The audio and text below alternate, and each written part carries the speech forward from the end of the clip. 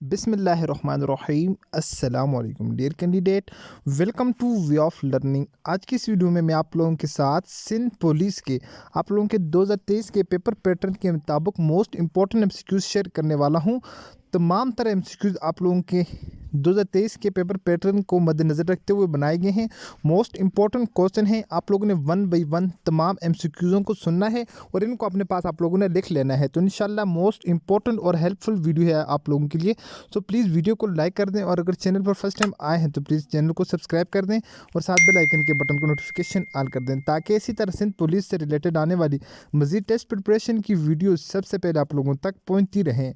तो स्टार्ट करते हैं जी अपनी आज की वीडियो को। अगर आप लोग इस वीडियो को कंप्लीट देख लेते हैं तो इंशाल्लाह आप लोगों का जो पेपर का आप लोग 30% आसानी से आप लोग हल कर सकते हैं। ठीक है, एक वीडियो में नहीं कहता कि आप लोग 100% आप लोग जो हैं पिक कर लेंगे, तो इंशाल्लाह 30 to 40% इंशाल्लाह आप लोगों की प्रिपरेशन होती जाएगी साथ साथ। तो फर्स्ट ऑफ ऑल हमारे पास जो क्वेश्चन नंबर 1 है सिंध पुलिस का, तो the highest of K2 is, अक्सर एमसीक्यूज ये आ जाता है K2 की हाईएस्ट पूछी होती है, यानी इसकी जो हाइट क्या है, तो ये 811 मीटर है। ठीक है, इसकी हाइट ये K2 जो है। तो इसका जो सेकंड नाम है, या इस तरह पूछ लिया जाता है what is the second name of K2, या K2 का दूसरा नाम क्या है, तो गॉडवन आस्टन जो है ये K2 का सेकंड नेम है। और इससे रिलेटेड एक और जो क्वेश्चन आ जाता है पेपर में वो ये आ जाता है कि दुनिया की दूसरे नंबर की बुलंद तरीन चोटी कौन सी है, या पाकिस्तान की पहले नंबर की बुलंद तरीन चोटी कौन सी है। तो याद रहे K2 दुनिया की दूसरे नंबर की, जबकि पाकिस्तान की पहले नंबर की बुलंद तरीन चोटी है। और इससे रिलेटेड एक क्वेश्चन और भी है जो मैं आप लोगों के साथ यहीं पर डिस्कस करता चलूँ कि आप लोगों की जो नांगा पर्वत की चोटी है ये 9वें नंबर की ऑल ओवर द वर्ल्ड, ठीक है, बुलंद तरीन चोटी है, 9th नंबर पर है। तो उसके बाद नेक्स्ट क्वेश्चन है हमारे पास, बाबुल इस्लाम खाली जगह को कहते हैं। तो ये मोस्ट इंपॉर्टेंट एमसीक्यूज है, क्योंकि इससे पहले भी ये काफ़ी पेपरों में रिपीट हो चुका है सिंध पुलिस के पेपरों में। ठीक है, तो सिंध को इसलिए जो है इसको बाबुल इस्लाम कहा जाता है, सिंध यानी वहाँ से इस्लाम की इब्तिदा हुई थी। ठीक है, बाब कहा जाता है दरवाज़े को, बाबुल इस्लाम यानी इस्लाम का दरवाज़ा, तो ये सिंध को कहा जाता है। नेक्स्ट हमारा क्वेश्चन है जी, कुरान मजीद का नज़ूल होगा। ठीक है, यहाँ पर लफ्ज़ होगा का, सॉरी, कुरान मजीद का नज़ूल कौन से महीने में हुआ, तो कुरान मजीद का नज़ूल रमज़ान अल मुबारक के महीने में हुआ। ठीक है, तो 27 रमज़ान अल मुबारक को जो है ये कुरान मजीद का नज़ूल हुआ। ठीक है, तो ये इसका करेक्ट आंसर है रमज़ान अल मुबारक के महीने में। उसके बाद नेक्स्ट क्वेश्चन है जी, the first highest peak of world in which country. अब देखिए यहाँ पर ये क्वेश्चन पूछा गया है कि दुनिया की पहले नंबर की जो बुलंद तरीन पीक है तो वो कौन से मुल्क में है, तो ये नेपाल में है। ठीक है, उसका नाम क्या है, नाम आप लोगों को आता है माउंट एवरेस्ट का नाम है। ठीक है जी, जो दुनिया की सबसे बुलंद तरीन पहाड़ी है उसका नाम है माउंट एवरेस्ट। तो ये नेपाल की कंट्री में, जो कंट्री है नेपाल, वहाँ पर है। इसकी जो हाइट है 8,849 मीटर है। ठीक है, तो ये मीटरों में लिखी गई है, आप लोग इसको आप फिट के अंदर भी कन्वर्ट करके इसको आप लोग याद कर सकते हैं।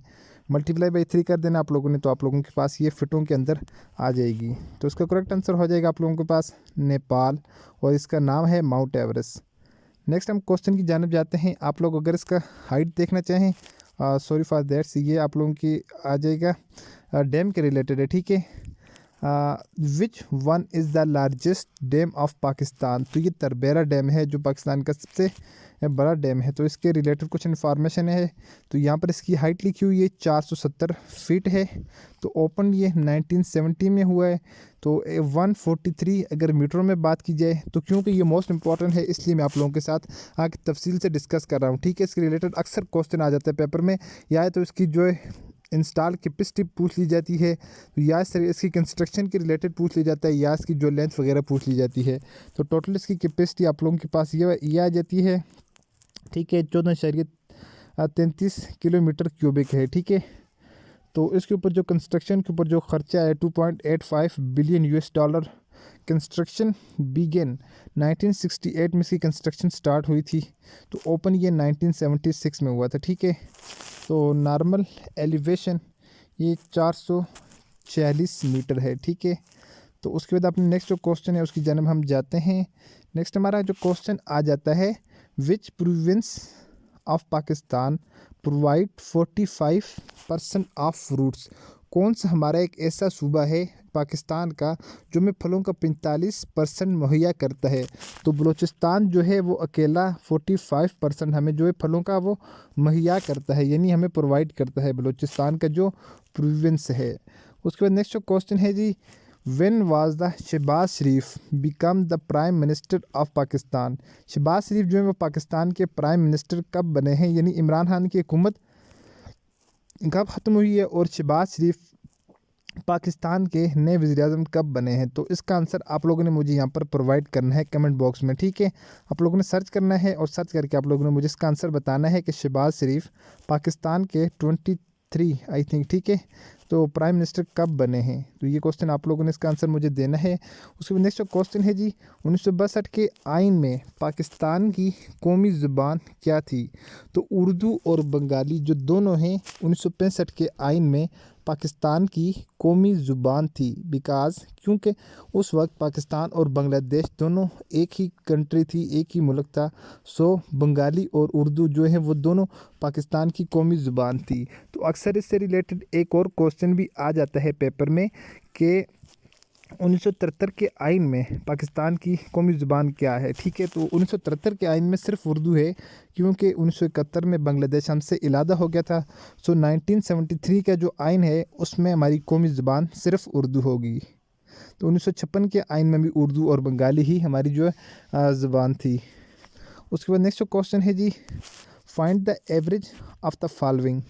आप लोगों ने हमेशा इस बात को याद रखना है, आप लोगों ने एवरेज किस तरह फाइंड करनी है।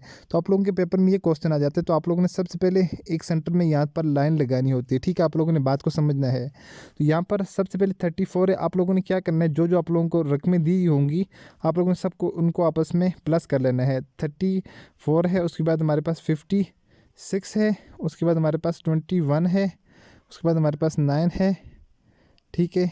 तो उसके बाद हमारे पास प्लस 11 आ जाता है। तो ये हमने सब लिख लिया। उसके बाद आप लोगों ने सारी रकमों को गिन लेना है कि टोटल हैं कितनी, 1 2 3 4 और 5। आप लोगों ने नीचे 5 लिख देना है, ठीक है। ऊपर वाली सबको आप लोगों ने इनको आपस में जमा कर देना है। तो जमा करने के बाद आप लोगों ने इसको 5 के ऊपर डिवाइड कर लेना है, ठीक है। इसको अगर जमा करते हैं, फॉर एग्जांपल मैं कहता हूँ इसका आंसर 100 आ जाता है, 100 नहीं आता वैसे मैं कहता हूँ, ठीक है। डिवाइडेड बाई 5 हम करते हैं तो इसका आंसर हमारे पास 20 से आ जाएगा।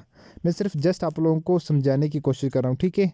तो आप लोगों ने क्या करना होता है, आप लोगों ने जो ऊपर वाली सारी रकमें हैं 34 56 21 9 11 इन सब को आपस में जमा करके 5 के ऊपर आप लोगों ने डिवाइड कर देना है। आप लोगों के पास आपका जो भी आंसर होगा वो आप लोगों के पास यहाँ पर आपका आंसर आ जाएगा। आई होपफुल कि ये चीज़ आप लोगों को समझ आ चुकी होगी। नेक्स्ट अब हम आगे जाते हैं, फाइंड द मिसिंग वर्ड। तो यहाँ पर कुछ वर्डिंग दी होती है, आप लोगों से पूछ लिया जाता है कि इसमें जो मिसिंग सीरीज़ है वो कौन सी है, ठीक है। तो यहाँ पर जैसे 2 है, फिर उसके बाद 4 है, यानी डबल किया होगा, 2 का 4 डबल, 4 का डबल 8, 8 का डबल हमारे पास 16 हो जाएगा। और जिस तरह 16 का डबल 32 और 32 का डबल 64। आप लोगों के पास सीरीज़ कोई भी होती है, आप लोगों ने फर्स्ट उसको बड़े गौर से देखना होता है कि इसमें क्या मिसिंग किया हुआ है, क्या एक को डबल किया हुआ है, क्या एक में से कोई माइनस किया हुआ है, या एक को डबल करके +1 या -1 ऐड किया हुआ है। तो नेक्स्ट वीडियो में इंशाल्लाह कंप्लीट डिटेल के साथ मैं आप लोगों से ये चीज़ भी डिस्कस करूँगा। नेक्स्ट जो क्वेश्चन है जी, find the percentage of 20% of 100। तो आप लोगों ने हमेशा याद रखना है, आप लोगों ने परसेंटेज किस तरह फाइंड करनी है। परसेंटेज के लिए आप लोगों ने ये फार्मूला यूज़ करना है, जैसे 20% है, आप लोगों ने 20 multiply by divided by 100 multiply by आगे जो भी होगा आप लोगों ने वही लिख देना है। चाहे यहाँ पर 50 है, 80 है, 100 है, हमें उसका कुछ फ़र्क नहीं पड़ने वाला, ठीक है। जैसे अब यहाँ पर 100 है, ठीक है, ये वाला 100 से कैंसिल आउट हो जाएगा और इसका 20% ही आंसर आ जाएगा, ठीक है। या आप लोग इसको इसके साथ काटना चाहें, ठीक है, फिर भी एक ही बात है, ठीक है। तो आप लोग इसको आपस में कैंसिल आउट कर सकते हैं। इसको अगर हम 5 के साथ करते हैं तो यहाँ पर हमारे पास 20 आ जाएगा। फिर इसको 1 के साथ करते हैं, यहाँ पर हमारे पास फिर ये आ जाएगा, ठीक है, 20 बजे 100। फिर एक को 100 के साथ हम काटते हैं कि हमारे पास आंसर वो 20 आने वाला है, ठीक है। आप लोग इस तरह काटें या इस तरह काटें, आप लोग जस्ट आप लोगों को एक मैंने कंसेप्ट दिया है, तो ठीक है, आप लोगों ने हमेशा आप लोगों ने अपने इस तरह के क्वेश्चन होंगे उनको आप लोगों ने इस तरह सॉल्व करना है। जो भी आप लोगों के पास फर्स्ट वाली रकम होगी उस यहाँ पर लिखना है। जो परसेंटेज होगी, परसेंट का मतलब होता है 100 डिवाइडेड बाई 100 मल्टीप्लाई बाई 100। आप लोगों ने आगे जो भी रकम है, चाहे 50 है, यहाँ पर 100 है, कुछ भी आप लोगों को दिया होगा आप लोगों ने आगे वही लिखनी है और उसको साथ जो है 100 के साथ आप लोगों ने डिवाइड कर देना है। उसके बाद नेक्स्ट जो क्वेश्चन है जी, Asad and Aamir are angry with each other. ठीक है, एक दूसरे के साथ क्या है, नाराज़ हैं। तो यहाँ पर आप लोगों के प्रीपोजिशन यूज़ होते हैं। तो इंशाल्लाह नेक्स्ट वीडियो में हम डिटेल के साथ 1 बाय 1 जो टॉपिक्स हैं उनको स्टार्ट करेंगे। इंग्लिश के प्रीपोजिशन, उर्दू के इलादा से ग्रामर, मैथमेटिक्स के इलादा से क्वेश्चन, इंशाल्लाह तमाम तर चीज़ें 1 बाय 1 करके मैं लॉन्ग डिटेल के साथ आप लोगों को समझाने की कोशिश करूँगा। इसके अलावा हम अपना व्हाट्सएप ग्रुप भी बनाएंगे, जहाँ पर इंशाल्लाह आप तमाम भाइयों को जो टेस्ट की प्रिपरेशन करवाई जाएगी अकॉर्डिंग टू 2023 के पेपर पैटर्न के मुताबिक। नेक्स्ट क्वेश्चन है जी, the foundation of Pashto academy इन।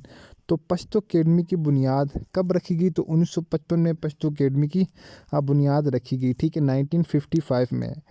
उसके बाद नेक्स्ट क्वेश्चन है जी, किसी एक चीज़ को किसी दूसरी चीज़ जैसा कह देना, तो ये इस्तिआरा कहलाता है। इस्तिआरा और तशबीह में फ़र्क होती है। तशबीह में ये होता है कि हम किसी एक चीज़ की खूबी या ख़ामी की वजह से किसी दूसरी चीज़ जैसा करार देना, उसको ये कहलाता है तशबीह। जिस तरह कहते हैं कि वो क्या है, वो चाँद जैसा खूबसूरत है, यानी चाँद जैसा खूबसूरत है। अब इस्तिआरे में क्या फ़र्क होगा? इस्तिआरे में हम कहते हैं कि वो चाँद है। हम किसी दूसरे शख्स को बिल्कुल कि एक शख्स को या किसी भी चीज़ को दूसरी जैसा करार देते हैं। ये नहीं कहते कि वो चाँद जैसा हमने ये नहीं कहा कि वो चाँद जैसा खूबसूरत है, बल्कि हमने ये कहा है डायरेक्टली वो चाँद है, ठीक है, या वो शेर है। तो ये इस्तिआरा और तशबीह में फ़र्क होता है। आई होपफुल कि ये भी आप लोगों को समझ आ चुका होगा। नेक्स्ट जो क्वेश्चन है जी, ये उर्दू ग्रामर का क्वेश्चन है। मुखम्मस के हर बंद में कितने मिसरे होते हैं? तो उसके 5 मिसरे होते हैं। ठीक है, मुखम्मस 5 को कहा जाता है, सो इसके हर बंद में 5 मिसरे होते हैं। और इसी तरह मुसद्दस के रिलेटेड अक्सर क्वेश्चन आ जाता है, तो मुसद्दस के हर बंद में 6 मिसरे होते हैं। ठीक है, उसके बाद नेक्स्ट क्वेश्चन है जी, ये एक मशहूर बुक है जी, ये किसकी है? जवाब शिकवा किसका मजमूआ है? तो ये इलामा मोहम्मद इकबाल का मजमूआ है। ठीक है, शिकवा और जवाब शिकवा, आई थिंक ये 1911 में लिखा था इन्होंने, तो जवाब शिकवा ये 1913 में इलामा इकबाल ने लिखा था। ठीक है, तो ये कुछ जो फेमस बुक थी, तो इनके रिलेटेड अक्सर क्वेश्चन आ जाते हैं। आई होपफुल कि ये आज की वीडियो आप लोगों को पसंद आई होगी और आप लोगों के लिए काफ़ी हेल्पफुल भी होगी। तो इंशाल्लाह इसी तरह हम पास पेपर भी मैं आप लोगों के साथ तमाम तरह डिस्कस करूंगा और आप लोगों को व्हाट्सएप के ऊपर भी मैं ये पास पेपर प्रोवाइड करने वाला हूं। होपफुल कि ये वीडियो आप लोगों को पसंद आई होगी। So please like the video and subscribe the channel and share your valuable feedback in the comment box. So मिलते हैं अपनी नेक्स्ट वीडियो में। अपनी दुआ में याद रखिएगा और देखती रहेगा चैनल वे ऑफ लर्निंग। अल्लाह हाफिज़।